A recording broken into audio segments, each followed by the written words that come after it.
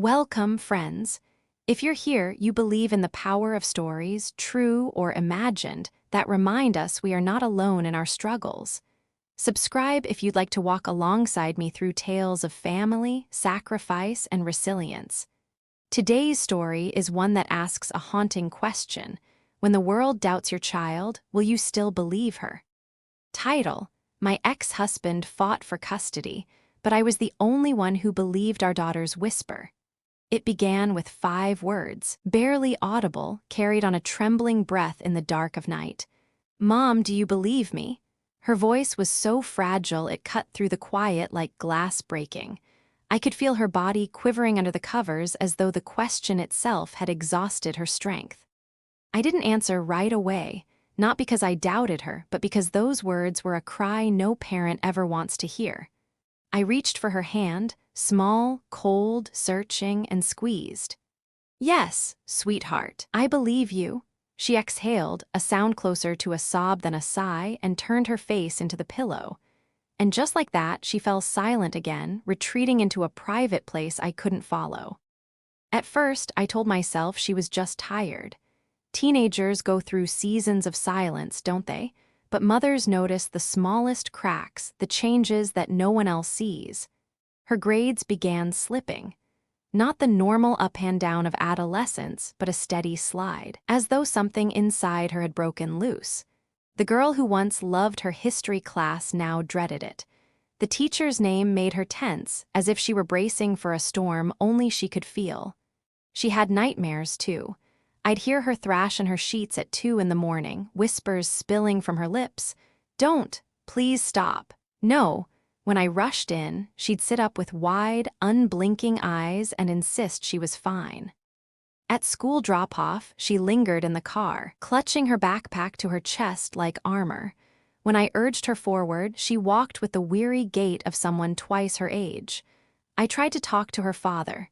"She's just moody," he said with a dismissive shrug. Every teenager gets like that. Stop reading into things.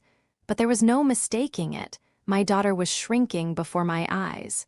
Each day she seemed smaller, more afraid, like a candle burning lower and lower. And yet, she still whispered those 5 words when the world grew quiet. "Mom, do you believe me?" I didn't know the full truth yet, but I knew this. Believing her was the first step toward saving her. The envelope came on a Wednesday, tucked between grocery coupons and a utility bill. At first glance, it looked harmless, just another piece of mail I'd stack on the kitchen counter until I had the energy to sort it. But the bold black lettering from the Office of Family Court stopped me cold. My hands trembled as I tore it open. Words blurred together: petition for full custody, concerns regarding maternal stability, request for evaluation. I read it again and again. My ex-husband wasn't just questioning me. He was asking a judge to take my daughter away from me. I sank into a chair, the paper crumpling in my fist. My first thought wasn't about myself, it was about her.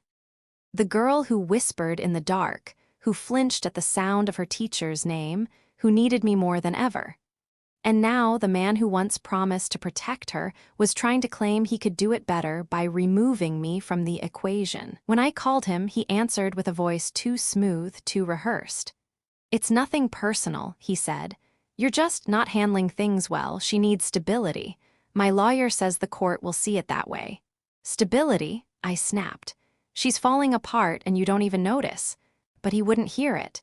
He spoke about routines, grades, structure, empty words that sounded neat on legal paper, but ignored the reality of a girl who was quietly drowning.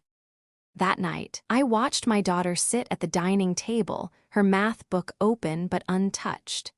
She kept staring at the page as though the numbers would arrange themselves if she looked long enough.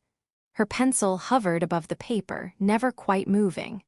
"Honey," I said gently, "do you want help?" She shook her head, eyes downcast.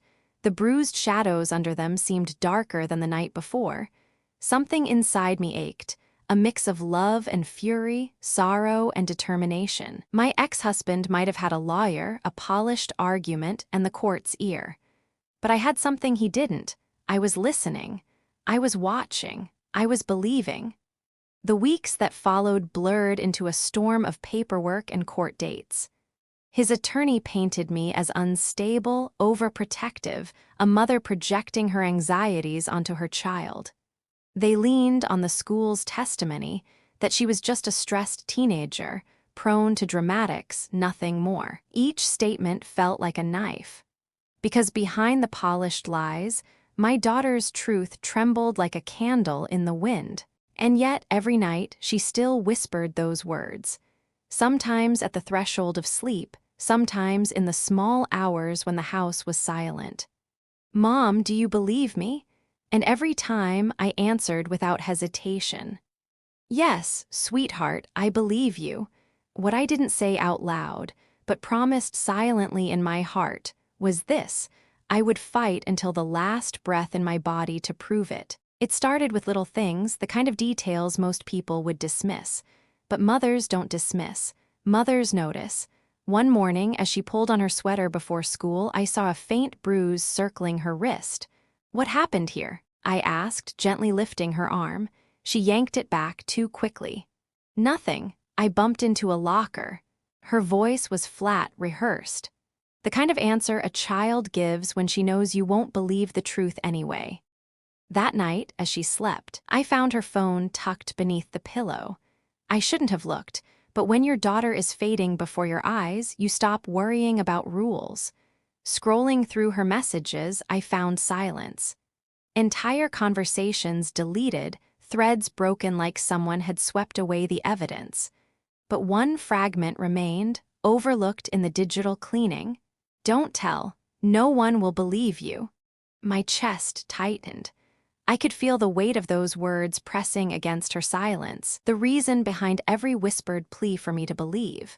At school meetings, the teachers gave me polite smiles that didn't reach their eyes.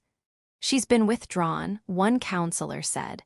"Maybe you're pressuring her too much. Divorce can be very destabilizing for children." I wanted to scream. Instead, I nodded, took their brochures about teenage anxiety, and walked out with fire burning in my chest. On the drive home, my daughter sat beside me, staring out the window. She traced shapes in the fog on the glass with her finger, quiet as stone. "Sweetheart," I whispered, "you don't have to carry this alone." Her hand froze mid-drawing. She didn't answer, but I saw her eyes shimmer with tears she wouldn't let fall. That evening, I began keeping a journal. Every bruise, every nightmare, every skipped meal, every time she flinched at the mention of that teacher's name, I wrote it down. Dates, times, details. I collected the fragments of a puzzle no one else wanted to solve. I photographed the wrist bruise, carefully angling the light so it couldn't be dismissed as a trick of shadow. I saved the broken message thread, backing it up in case it vanished altogether. Each entry in that notebook felt like stacking sandbags against a rising flood. Alone, each note was small. Together, they were the start of a wall. One night, just before she fell asleep, she whispered it again. "Mom, do you believe me?" I brushed her hair from her forehead and kissed the crown of her head. "Yes," I said firmly. "I believe you, and one day soon the world will too." But in my heart, I knew belief wasn't enough. Belief needed evidence, and evidence needed courage. And courage, I was finding more of it every day. The next time I walked into the school, I carried my notebook in my purse like a secret weapon. Every step down the hallway echoed with the certainty that someone here knew more than they were saying. I asked for a meeting with the principal. His office smelled faintly of old books and stale coffee. He folded his hands across his desk, his face arranged in polite neutrality. "I'm worried about my daughter," I began, steady but trembling inside. "She's frightened, she's changing, and it all seems to connect to one of her teachers." The principal's eyes flickered, just for a moment, before he smoothed his expression again. "I understand your concern," he said carefully, "but we've seen no evidence of misconduct. Children at this age often experience mood swings. It would be wise not to jump to conclusions." Mood swings. That was their explanation for the bruises, the nightmares, the silence that hung over our house like a fog. I pressed harder. Then let me see the hallway camera footage. I want records. I want proof that nothing is happening. He adjusted his glasses, avoiding my eyes. That's not possible without a formal legal request. A wall, solid, cold, immovable. At home that night, I sat across from my ex-husband at the kitchen table. He had come to pick her up for his weekend visitation, papers already folded in his briefcase like ammunition. "You're seeing shadows where there aren't any," he said. His tone was sharper now, impatient. "The school doesn't back you up. The court won't either. You're making her life harder with all this paranoia." "Paranoia?" My voice cracked. "You think bruises invent themselves? You think nightmares are imagination? She's telling us something and no one wants to listen." He sighed as though I were a stubborn child. "This is why I'm asking for custody. She needs calm, not chaos. She needs a parent who won't poison her mind with stories." The words hit me like blows. Poison, chaos, mother unfit. And all the while, my daughter sat in the other room, hugging her backpack as if it were the only safe place she had left. That weekend, she came home quieter than ever. She dropped her bag in the hallway and went straight upstairs. Hours later, I found her curled on the floor of her bedroom, clutching a sketchbook. The page was filled with frantic lines, dark, heavy strokes of a faceless figure looming over a small girl. When she looked up at me, her eyes were wide and hollow. "They won't believe me," she whispered. "Nobody believes me." I gathered her into my arms, rocking her like I used to when she was small. My heart shattered with each word. "They will," I promised into her hair. "Even if I have to break down every wall myself, they will." That night, I stared at my notebook, at the fragments of truth I had collected. They weren't enough yet. Not to a court, not to a system that prized reputation over children. But I was a mother, and mothers don't give up. If they built walls of silence, I would learn how to climb them. When a door is slammed in your face, you start looking for windows. That's what my husband used to say back when we were still together. Ironically, now that he was the one shutting doors, I found myself remembering those words like a challenge. I couldn't sit still anymore. Every silence, every dismissal, every "you're imagining things" only sharpened my determination. If no one else would gather the truth, I would. My first step was simple. I listened more carefully. At dinner, I asked soft questions, pretending they were casual. "Who do you sit with at lunch? Do the teachers treat you kindly? Does anyone make you uncomfortable?" Her answers were vague, clipped, but there were slips, a tightening of her jaw at one name, her eyes darting away at another. It was enough to draw the outline of the shadow looming over her. I wrote everything down in my notebook, each detail like a bead on a string. The next step was riskier. I began arriving early to pick her up, parking far enough away to watch the school doors. Sometimes she came out with her friends, moving with the uncertain joy of a girl who wanted desperately to seem normal. Other times, I saw the teacher, that teacher, leaning too close, speaking in tones meant for secrets, not hallways. I snapped photos with my phone. Grainy from a distance, but evidence nonetheless. I also reached out to a local reporter I'd once met at a charity fundraiser. She covered education and social issues, and when I told her just a fraction of what was happening, her voice on the other end of the line grew hushed, urgent. "Keep documenting," she said. "Schools protect reputations, but patterns speak louder than denials." Patterns. Yes, that's what I was seeing. One evening, while sorting laundry, I found her phone buzzing against the fabric of her jeans. She had left it unlocked, and a message lit up the screen before it faded. "Remember our rule. No one will believe you, not even your mom." My stomach twisted. Whoever had sent that knew exactly how to trap her in silence. I photographed the message before it disappeared, my hands trembling but steady enough to capture the truth. Late that night, when the house was still, I pulled out the shoebox where I kept my growing archive. The notebook, the photos, the text message. Each piece was small on its own, but together they were the beginning of a case. Still, I knew it wasn't enough. Not yet. The wall of silence around the school and my ex-husband's determination in court were thicker than concrete. I needed more. More voices, more proof, something undeniable.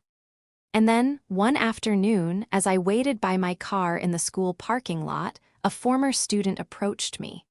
She hesitated, her eyes shifting nervously, but then she said, "I heard what your daughter's going through. You're not wrong. You're not the first." Her words hung in the air like a match poised above dry kindling. For the first time, I felt the wall crack. She looked no older than 20, standing in the fading afternoon light with her arms folded across her chest. Her voice was barely more than a whisper. "You're not the first." For a moment, I couldn't breathe. Those 4 words carried the weight of confirmation, the heavy truth I had been fighting to prove. I searched her face, trying to read the history behind her downcast eyes. "Will you tell me?" I asked quietly. She hesitated, glancing over her shoulder toward the school building as though the walls themselves might be listening. "Not here, not yet." She handed me a folded slip of paper. "Call me tonight, after 10. My parents, they don't know the whole story." And then she walked away, her backpack slung low, leaving me clutching that paper like a lifeline. That night, when the clock ticked past 10, I dialed the number. The voice that answered was steady at first, then cracked as the memories came rushing back. She told me she had been in his class 3 years earlier. At first, he was charming, a teacher who paid attention when no one else did. Then the attention grew too personal, extra time after school, hands lingering too long on her shoulder, comments that blurred the line between guidance and something darker. "I tried to tell the counselor," she said, her voice trembling. "But they told me I was exaggerating, that he was just encouraging me. My parents, they thought I was making excuses for bad grades." Her story unfolded like a mirror of my daughter's life. The silence, the doubt, the way the truth was swallowed by the reputation of a man the school refused to question. By the time she finished, I was gripping the phone so hard my knuckles had turned white. "You're brave for telling me," I whispered. "Do you realize what this means? If you speak up, if you're willing, we can stop him." There was a long pause on the line. "I don't know if I can. He still teaches there. People will say I'm lying, that I'm bitter." Her fear was real, and I couldn't blame her. But her story was a crack in the silence, and through that crack, light was finally seeping in. The next morning, I tucked the slip of paper into my shoebox of evidence, alongside the photos, the bruises, the messages. For the first time, I felt that I wasn't fighting this war alone. There was another voice, another victim, and maybe more who had simply been too afraid to speak. But as the hope rose in me, so did the danger. The school was tightening its guard. I noticed it in the way the principal avoided my calls, in the clipped emails that said, "Please stop contacting staff directly," in the strange looks from teachers who once greeted me warmly. And at home, my ex-husband was growing more aggressive. He slammed the custody papers down on my table like a judge's gavel. "The court date's been moved up," he announced, his tone sharp with triumph. 2 weeks, that's all you have left to keep pretending you know what's best." He didn't see the evidence tucked away in my closet. He didn't hear the voices starting to gather in the shadows. 2 weeks. 2 weeks to turn whispers into testimony, suspicions into undeniable proof. That night, as my daughter drifted off to sleep, she whispered it again, those words that had become the pulse of my fight. "Mom, do you believe me?" I kissed her forehead and whispered back, "Yes, and soon, everyone else will too." I turned off the light, carrying with me not just her truth, but now the truth of another girl, and the knowledge that I was standing at the edge of something bigger than a custody battle. This was no longer just about my daughter. It was about every child silenced, every victim doubted, every voice dismissed as imagination. And I was ready to fight for them all. The courthouse smelled of old wood and polished floors, the kind of place where whispers turn heavy and every footstep feels like judgment. I held my daughter's hand as we walked inside. Her palm was damp, her fingers trembling. "It's okay," I whispered. "You're not alone," but I wasn't sure if I was trying to comfort her or myself. Inside the courtroom, my ex-husband looked the part of the perfect parent. He wore a tailored suit, his tie neatly knotted, his posture straight as a ruler. When he glanced my way, his eyes were full of quiet triumph. Beside him, his attorney arranged neat stacks of papers, already smiling like a man who knew the verdict before the trial began. My table was bare by comparison. Just me, a public advocate who'd agreed to help at the last minute, and the shoebox of evidence I guarded like treasure. The judge entered, and the hearing began. His lawyer painted me as unstable. "Your Honor, the mother has a history of overreacting.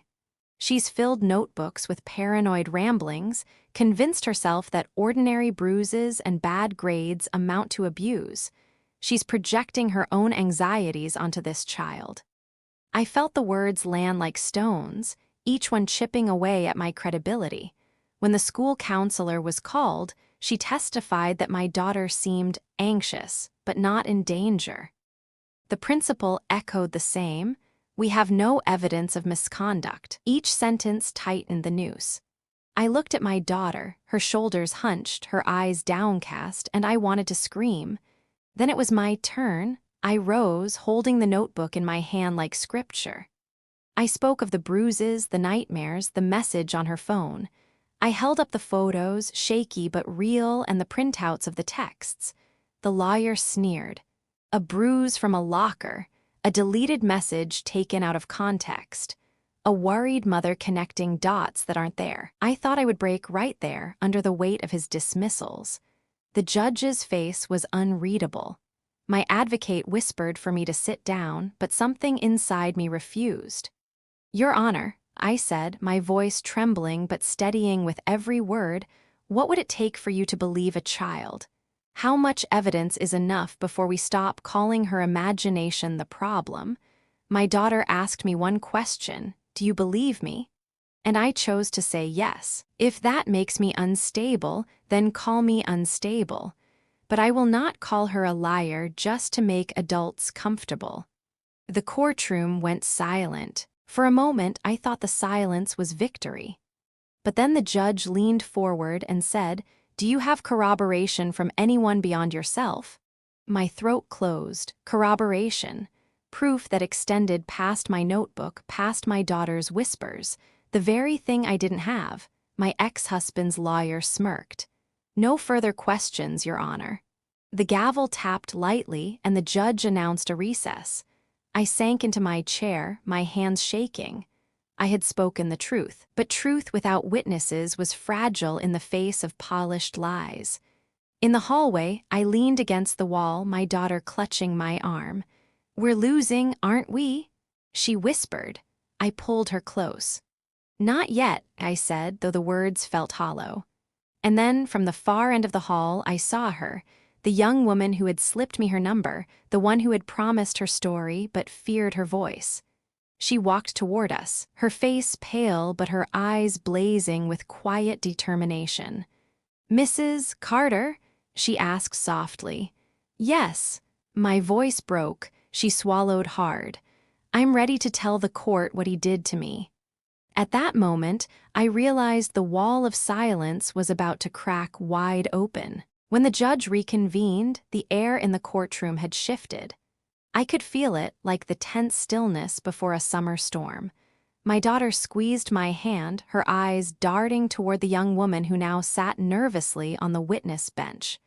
The judge glanced at her papers. "We have been informed a former student has come forward with relevant testimony. Proceed." My ex-husband's lawyer shot to his feet. "Objection, Your Honor. This is irregular." Overruled. The judge said firmly, "The court will hear her." The young woman cleared her throat, her voice shaky at first. "My name is Emily." She folded her hands tightly, her knuckles white. 3 years ago, I was in his class. She lifted her eyes toward the man at the center of it all, the teacher. He sat in the gallery, face stone-like, lips pressed thin. Emily's voice grew steadier. At first, he told me I was special, that I had potential no one else saw. He kept me after class. He put his hands on my shoulders, my back. At first, I thought it was encouragement. But then he crossed lines. He touched me when no one was around. He told me no one would believe me if I spoke up. Gasps rippled through the room. My daughter's fingers clutched mine so hard it almost hurt, but I welcomed the pain. Emily continued, tears streaking her cheeks now. I tried to tell a counselor. They said I misunderstood. I told my parents. They thought I was just making excuses for grades, so I stayed quiet until I heard it was happening again. She turned her gaze toward my daughter. The silence that followed was heavier than any words. The lawyer scrambled. This is anecdotal, a bitter ex-student trying to smear a respected teacher. But Emily didn't flinch. I still have the emails, she said, pulling folded pages from her bag. He wrote me things no teacher should ever write. I kept them, even though I wanted to burn them. They are here. The judge accepted the papers, scanned them, and his expression darkened. These will be entered into evidence. My ex-husband shifted uncomfortably in his seat, the confidence draining from his posture. Then the judge turned to the school principal, who had been called back to clarify his earlier testimony. Were you aware of prior allegations against this teacher? The principal hesitated. There were concerns raised, but nothing substantiated. Concerns raised by whom? The judge pressed. By Emily, the principal admitted quietly, and one other student. The room stirred again, a wave of whispers, disbelief, anger. Another student, another silenced voice. In that moment, the case was no longer just about custody. It was about a system that had looked away, about voices dismissed until they were nearly extinguished. The judge leaned back in his chair, eyes heavy with thought. This changes the scope of the matter before us. I will not ignore corroborated testimony. For the first time since the proceedings began, I allowed myself to breathe. My daughter leaned her head against my shoulder, whispering so only I could hear. They're hearing me now, aren't they? I kissed her hair, my throat thick with emotion. Yes, sweetheart, they're finally hearing you. But I knew the fight wasn't over. Walls don't collapse with one crack, they crumble piece by piece. And I could see in the teacher's cold eyes and in the strained jaw of my ex-husband that there would be more battles ahead. Still, for the first time, I believed we might actually win. The days that followed blurred together in a whirlwind of hearings, statements, and headlines. Once Emily stepped forward, others followed. Quiet voices, trembling at first, then stronger as they realized they weren't alone. 2 more former students submitted affidavits. A teacher admitted she'd noticed something off but had been afraid to jeopardize her career. The truth was no longer a whisper. It had become a chorus. The teacher was suspended immediately, pending investigation. I'll never forget the look on his face as he was escorted out of the courtroom, anger laced with disbelief, as if he couldn't fathom that his power was finally slipping away. But the victory came with a cost. My ex-husband's attorney tried to salvage his case, painting me as manipulative, claiming I'd orchestrated a smear campaign. Yet with every testimony, every piece of evidence entered into record, his arguments grew thinner. Still, he fought. Your Honor, he said during one heated exchange, this mother has poisoned her daughter against not just the school, but against her own father. She is creating chaos in this child's life. The judge's gavel struck once, sharp and final. Enough. What I see is a mother who listened when no one else did, and a father who chose convenience over truth. My ex-husband's face reddened, his jaw clenched. In that moment, I almost pitied him, not because he was losing, but because he had chosen the wrong side of his daughter's story. When the custody ruling came, I held my breath. Full custody is awarded to the mother. The father's visitation will be reevaluated pending psychological assessment and review of his judgment in this matter. I closed my eyes, the weight of months of fear and doubt crashing over me. My daughter's hand slipped into mine. She didn't smile, she just looked at me with wide, tear-filled eyes, as if finally she was safe. But safety doesn't erase scars. At home, she still woke in the middle of the night, crying into her pillow. She still avoided mirrors, as if afraid of seeing the frightened girl she had been, and sometimes she asked questions that tore at my heart. Why didn't Dad believe me? Why did the school let him stay? I never had perfect answers. I only had the truth. Because sometimes people choose to protect themselves instead of protecting what's right. But that doesn't make you wrong. It doesn't make you less. I pulled her close, wishing my arms could shield her from every shadow. And yet, amid the pain, something unexpected began to grow. Emily called to check on us. Then another girl wrote me an email thanking me for fighting, for forcing the silence into light. One by one, I realized this wasn't just about my daughter anymore. It was about all of them, every child who had been told, "No one will believe you." The local paper ran a story, "Mother's fight for custody exposes teacher misconduct." My phone buzzed with messages from parents I had never met, strangers thanking me for standing when they could not. Justice was finally moving. The teacher faced criminal charges. The school board launched an inquiry. My ex-husband, for the first time, stopped calling me unstable. Instead, he avoided my eyes when we met to exchange paperwork, shame heavy on his shoulders. But at night, when the house grew quiet, I still carried the burden of everything we had endured. Victory was real, but so was the cost, because the truth can save you, but it can also break you first. And as I watched my daughter sleep, her face peaceful for the first time in months, I knew one thing: whatever the price, I would pay it again and again. For her, for the truth. For every child who whispered in the dark, "Do you believe me?" The trial ended, but healing didn't come with the slam of a gavel.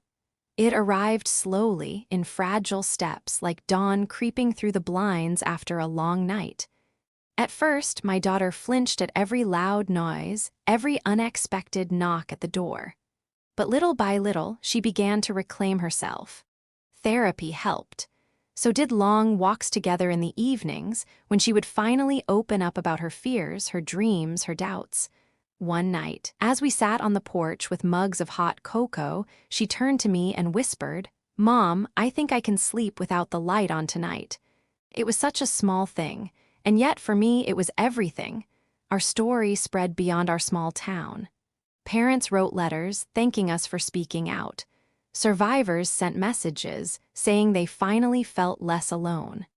Emily and others like her began to share their voices publicly.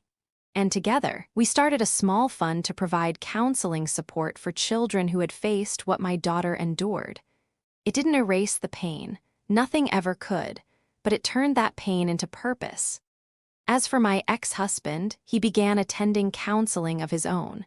We are not reconciled, and perhaps never will be, but I saw the cracks in his certainty.